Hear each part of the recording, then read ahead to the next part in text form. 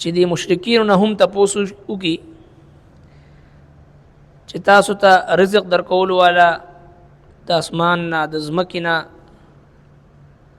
او دغه شانتي مالک د غوږونو او د سترګو او د ژوندي نه مړی پیدا کول د مړی نه ژوندي پیدا کول او د ټول کائنات د کارونو تدبیر کول والا څوک دی نو دوی به وایي چې الله به ورته ووایي چې تاسو یریږئ ولې نه د الله نه شرک ولې نه پرېږدئ دغه الله ستاسو رب دی برحق د دې حق نه بعد سوای د ګمراهۍ نه بل څه د تاسو دپاره کم خوا تاسو اړولې روان یې او دغه شانتي چې کوم دا نافرمانه خلق دی ایمان نه راوړي دوی دپاره د الله جل شانه حکم راغلی دی چې دوی ته به هدایت نه میلاویږي د دوی د ضد او عناد او د کبر د وجه نه د دوی نه د ایمان صلاحیت الله جل شانه سلب کړی دی نننې چې کوم آیتونه مبارکه دي په دې کې دغه سوال د دوی نه کېږي چې دوی ته ووایه زما محبوب پیغمبر صلی الله علیه وسلم ستاسو د دې شریکانو نه چې کوم تاسو د الله جل شانه سره شریکان ګرځوئ دا معبودان باطله داسې څوک شته چې هغه مخلوق پیدا کړي او اول ځل پیدا کړي او دویم ځل دوباره پیدا کړي دا څوک شته نشته دی چې نشته ورته ووایه چې الله رب کائنات اول ځل پیدا کړی دی دویم ځل بعد دوباره بیا پیدا کوي نو بیا تاسو کم خوا روان یې او آیا ستاسو دې ته ووایه چې ستاسو دې په دې معبودانو کې داسې څوک شته چې د هدایت لاره وښیي الله تبارک وتعالی چې دې د هدایت لاره ښیي او هغه ذات چې کوم ذات د هدایت لاره ښیي نو هغه زیات د دې خبرې حقدار دی چې دغه اتباع د وشي یا هغه کس چې هغه په خپله باندې په سمه لاره نه دی او لاره نشي موندلی تر څو پورې چې ورته چا لاره خولی نه نو بیا څرنګې تاسو فیصلې کوئ او د دې اکثر دا چې کوم باطل خلق دی دوی د ګمانونو اتباع کوي او ګمان نه دی مگر د حق په مقابله کې د دې هیڅ حقیقت نشته دی الله تبارک وتعالی پوهه دی په هغه کارونه چې تاسو کوئ قلت ورته ووایه من هل من شرکائکم آیا ستاسو په شریکانو کې څوک شته دی من هغه څوک یبدأ الخلق چې په اول ځل پیدا کړي ثم یعید اول ځل پیدا کړي مخلوق ثم یعیده او بیا دوباره ژوندي کړي هغه قلت ورته ووایه الله یبدأ الخلق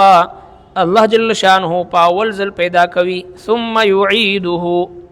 یبدأ الخلق په اول ځل پیدا کوي مخلوق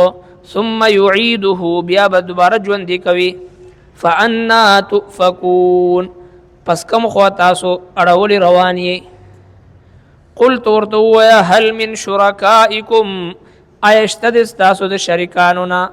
من هغه څوک یهدی الی الحق چې لاره ښیي حق طرف ته قلت ورته ووایه الله یهدی الی الحق الله جل شانه لاره ښیي حق طرف ته افمن یهدی نو آیا څوک چې لاره ښیي الی الحق حق طرف ته احق هغه زیات حق لري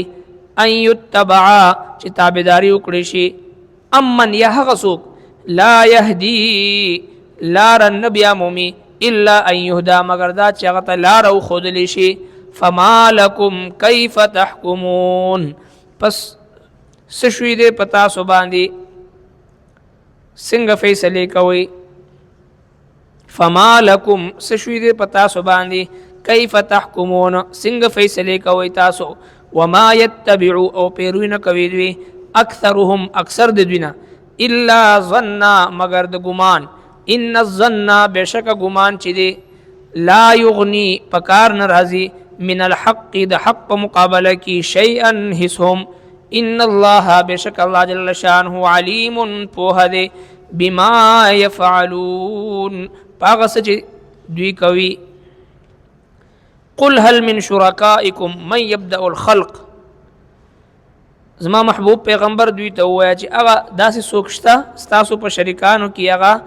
پیدا کوي مخلوق په اول ځل ثم یعید او بیا دوباره پیدا کولی شي دا څوک شته؟ نو د دې جواب د مشرکینو طرف نه به دا راتلو چې نشته دی. هغوی به دا خبره تسلیموله چې د دې کائنات پیدا کولو والا الله دی او دغه معبودانو په باره کې د دوی دا ذهنو چې دا زمونږ شفاعت کوونکي دی سفارشیان دی دوی به زمونږ سفارش کوي. نو الله تبارک وتعالی دوی ته فرمایي چې قل ته ورته وایي الله یبدأ الخلق ثم یعیده. الله رب کائنات هغه ذات دی چې دا مخلوق اول ځل پیدا کړی دی دویم ځل بیا به پیدا کوي. نو چې اول ځل پیدا کړی دی نو چې اول ځل پیدا کول تاسو تسلیموي نو دا دویم ځلې پیدا کول بیا ولې نه تسلیموي؟ یعنی د مرګ نه بعد چې کوم دایمي ژوند را روان دی پکار دی چې تاسو په هغې ایمان راوړئ. بعث بعد الموت دوی اقرار نه کوو بلکې انکار یې کوو چې د مرګ نه بعد ژوند نشته دی خبره ختمه ده. نو الله تبارک وتعالی چې اول ځل دا مخلوق پیدا کړی دی نو هغه دپاره دویم ځل پیدا کول څه مشکل نه دی. یو مصور چې یو تصویر جوړ کړي یو عکس جوړ کړي اول ځل نو په دویم ځل هغه دپاره جوړول چې د انتهایی آسان تر وي. اول ځل مشکل وي او دویم ځل آسان وي. الله رب کائنات ته اول ځل مشکل نو او دوباره پیدا کول خو اس سوال نه جوړیږي چې الله رب کائنات څرنګه چې په کن اشاره سره چې دی هغه هر څه کولی شي. نو لہذا الله جل شانو یبدأ الخلق ثم یعید په اول ځل پیدا کوي مخلوق بیا به دوباره ژوندې کی. فانا تؤفکون نو کم خوا تاسو اړول رواني تاسو کم خوا مخکړه او رواني. الله رب کائنات اول ځل مخلوق پیدا کړي دا تسلیموي نو چې دوباره کله دی فناشي دوباره الله تبارک وتعالی به پیدا کوي نو د دین انکار تاسو ولې دی؟ دوی به وی چې من یحیی العظام وهي رمیم قال من یحیی العظام وهي رمیم چې کله اډو کې خور ایریشي نو دا به دوباره څوک را پیدا کوي؟ الله رب کائنات ته فرمایي قل یحییها الذی اول مره هغه ذات به دوباره را پیدا کوي چې کوم ذات په اول ځل پیدا کړی و بكل خلق علیم. الله رب کائنات په هر تخلیق باندې پوهه دی. وضرب لنا مثلا ونسي خلقه الله رب کائنات د لپاره مثال بیانوي او خپل تخلیق ته هیر دی. خپل تخلیق چې د یو حقیر او ناپسندیده ترین او ګنده او غلیظ او نجس اوبونه پیدا دی او د تخلیق څنګه شوی دی د سترګو په وړاندې دی. خپل اولاد د سترګو په وړاندې دی. یو حقیر اوبونه یو ښکلی انسان الله رب کائنات پیدا کی او دغه انسان چې کله پیدا شي د بل د لاس محتاجي قدم په قدم د بل محتاجي.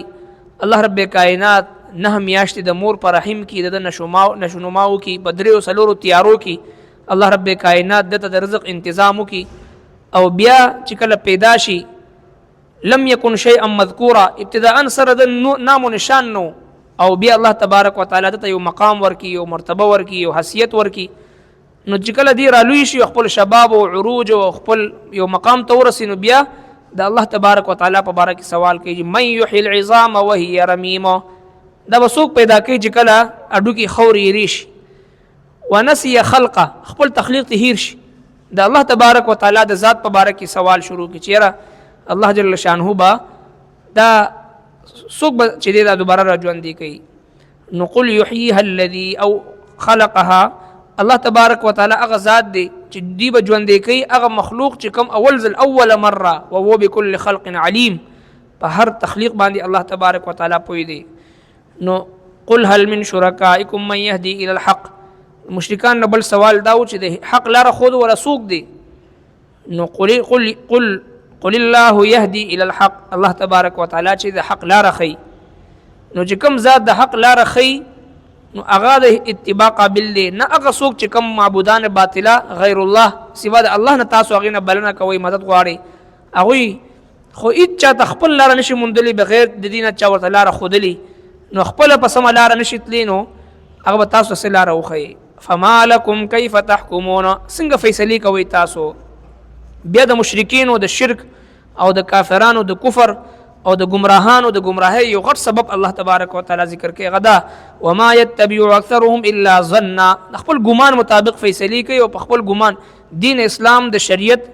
او د اسلام د پیغمبر اسلام د اتباع نوم دی، د ګمانونو نوم نه دی. سړی د خپل وهم او ګمان مطابق او خپل سوچ او فکر مطابق چې کله انسان فیصلې شروع کی نو بیا ان الظن لا یغنی من الحق شیئا، دا ګمانونه چې د انسان گمراهی طرف ته بوزي. ان بعض الظن اثم، بشکه بعض ګمانونه ګناوي. نو انسان چې کله د قرآن او د سنت تعلیمات پریدي او خپل ګمان مطابق فیصلې شروع کړي نو په دغه وخت کې د زوال شروع شي. ربنا تقبل منا انك انت السميع العليم وتب علينا انك انت التواب الرحيم برحمتك.